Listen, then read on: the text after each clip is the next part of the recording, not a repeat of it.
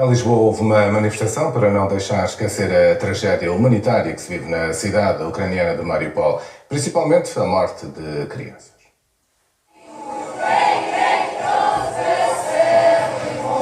Escreveram no chão, com papel, com brinquedos e velas, a palavra crianças.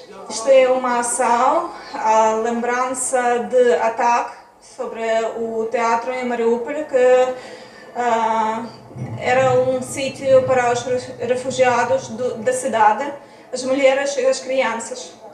E havia esta palavra, as crianças, em frente do teatro, para os russos saberem, mas eles atacaram mesmo. Juntaram-se em frente ao Teatro Nacional Dona Maria II pela simbologia do teatro de Mariupol. A vontade de não esquecer este ataque partiu de uma jornalista ucraniana que vivia em Mariupol e que ajuda a promover ações como esta em várias cidades europeias.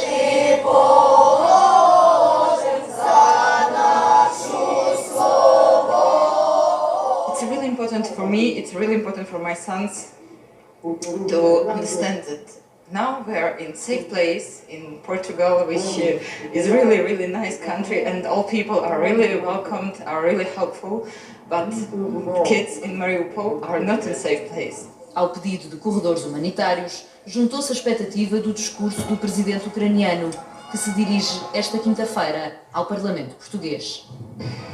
Vai pedir mais ajuda. A Europa e o mundo está a ajudar muito, mas infelizmente não é bastante.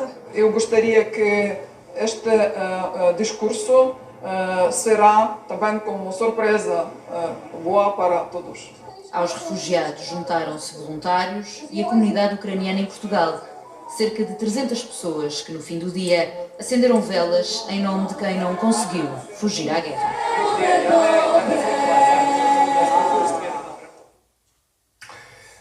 E agora a oportunidade para falarmos da empresária brasileira que foi detida em Lisboa por tráfico de droga, utilizando aviões privados.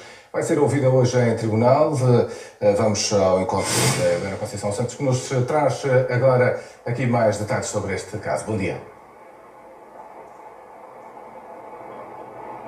Muito bom dia. A empresária brasileira já está há cerca de 1h30 a ser ouvida aqui no Tribunal da Relação em Lisboa, tanto quanto conseguimos apurar junto do advogado de Nelma Kodama, o pedido de extradição do Brasil já chegou a Portugal. No entanto, nas palavras deste advogado, que falou com os jornalistas, mas não aceitou gravar entrevista, há documentos em falta. Portanto, o pedido não deverá ser efetuado já hoje, não deverá ter efeitos práticos no dia de hoje, ainda que haja este mútuo acordo entre Portugal e Brasil no que toca à extradição. Deverá ser um processo relativamente simples, uma vez que Nelma Kodama é cidadã brasileira e os crimes que lhe são imputados decorreram no território brasileiro. A empresária foi detida esta semana, no dia 19, em Portugal, em Lisboa, num hotel de luxo. É uma das duas detidas em solo português no decorrer da Operação Descobrimento, que junta as autoridades portuguesas e brasileiras com o objetivo de desmantelar uma alegada rede, uma organização criminosa que tinha como vista o tráfico de cocaína internacional, e nisto também tem que ver com o avião que foi detectado em São Paulo no início do ano passado, onde seguia a bordo o antigo presidente do Boa Vista, João Loureiro.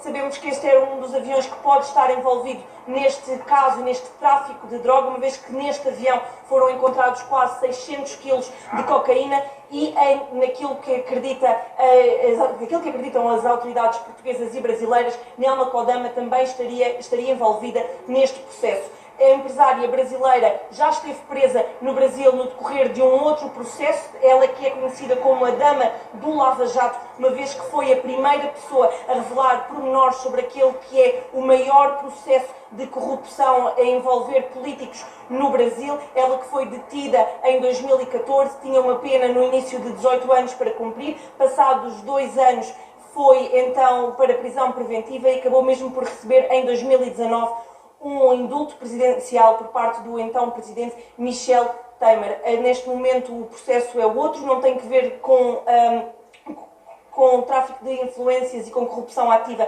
mas sim com tráfico de droga e neste momento Nelma Kodama deverá estar a ser interrogada pelos juízes aqui no Tribunal da Relação para saber até que ponto é que todos os documentos estão em ordem, se a identificação da empresária está em ordem também com aquilo que as autoridades tinham e para perceber então o que falta neste processo de extradição para que a empresária possa ir para o Brasil e lá ser julgada por estes crimes. Helena Conceição Santos, então, com detalhes deste processo. João Leão não vê qualquer incompatibilidade na transição do governo para a reitoria do ISCTE, onde é professor há 14 anos. Ontem, no Jornal 2, o ex-ministro das Finanças garantiu que não foi ele quem validou ou despachou o financiamento de um projeto do ISCTE e esclareceu que esta foi a única instituição que recebeu dinheiro porque foi a única que apresentou um projeto válido. Eu queria explicar que em relação o ex-ministro é perentório. Apenas o ISCTE apresentou ao Ministério da Ciência, pelo menos do que nos chegou ao Ministério das Finanças, um projeto para financiamento no âmbito desta dotação. A dotação garantir a comparticipação nacional em projetos de investimento financiados por fundos europeus em entidades públicas que não tenham capacidade para o assumir com fundos próprios. O problema, o então Ministro da Ciência e Ensino Superior afirma, eram mais, mas só este projeto foi aprovado. Alguém, um dos dois ex-ministros, está a faltar à verdade, ou não? É natural que no âmbito do Ministério da Ciência, ao longo destes anos, tivesse havido muitos outros projetos que não tinham a ver com esta dotação. Penso que também pode haver uma parte do equívoco, que é o que é financiado com esta dotação e o que é financiamento geral de programas do Governo. Em qualquer situação, o agora vice-reitor do ISCTE garante que não teve intervenção no processo. Este processo depois instruído e aprovado pelo Ministério da Ciência, com a pedido do ISCTE, depois é avaliado pelos serviços, quer pela educação, quer pelos serviços das finanças e do planeamento, e depois tem uma aprovação final, neste caso, do Ministro do Planeamento e da Secretária de Estado do Orçamento. Não era uma competência que me tivesse delegada, portanto, esta afetação desta verba dos 5,2 milhões de euros não passou por uma intervenção direta minha, portanto, não tive intervenção neste processo. O professor auxiliar do Departamento de Economia não só não vê incompatibilidades na sua transição do Governo para a reitoria, como considera natural a proposta que lhe foi feita pela reitora do Instituto Universitário de Lisboa. Me parece umas funções perfeitamente normais para quem vem de funções tão complexas como um ex-ministro das Finanças a poder assumir, portanto, não vejo aí qualquer tipo de incompatibilidade. João Leão é professor do ISCTE desde 2008 e ainda antes de ser primeiro secretário de Estado e depois ministro, assumiu cargos de relevo quer no Conselho Geral, quer na Comissão Científica da instituição. Esta polémica foi gerada pelo facto de João Leão ter saído do governo para vice-reitor do ISCTE, depois da instituição ter então recebido este financiamento de 5 milhões de euros. Em causa está o financiamento para o Centro de Valorização do Conhecimento e Transferência de Tecnologia do ISCTE. A proposta inicial de financiamento através de um contrato-programa é do ex-ministro Manuel Leitor, num despacho assinado em outubro de 2020. Mas a dotação, no valor de 5,2 milhões de euros, acabou por ser centralizada no Ministério das Finanças, na altura liderado por João Leão, que dias depois de deixar o governo foi nomeado vice-reitor do ISCTE. Se o Ministério da Ciência não tivesse apoiado este projeto, ele pararia ali, não andaria mais. Essa é a primeira decisão. O Ministério das Finanças, por outro lado, é obrigado a financiar os projetos que reúnam estas condições. Aprovado pelo Ministério do Setor, não existência de recursos próprios para o financiamento da contrapartida nacional, comprovação de que o projeto é execuível nos tempos e nas condições em que estão previstas no contrato com o PO Regional de Lisboa e Vale do Tejo. Em declarações ao Jornal Público, Manuel Leitor afirma que terá sido o único projeto da área de tutela do Ministério da Ciência, Tecnologia e Ensino Superior a ser apoiado diretamente pelo Ministério das Finanças nos últimos 5 anos. Nos últimos 2 anos, de uma forma que me parece não muito correta, as dotações orçamentais não foram sequer às reuniões do grupo. E, portanto, havia aqui um certo secretismo, digamos assim. Mas se havia outros projetos, é muito importante que eles sejam divulgados.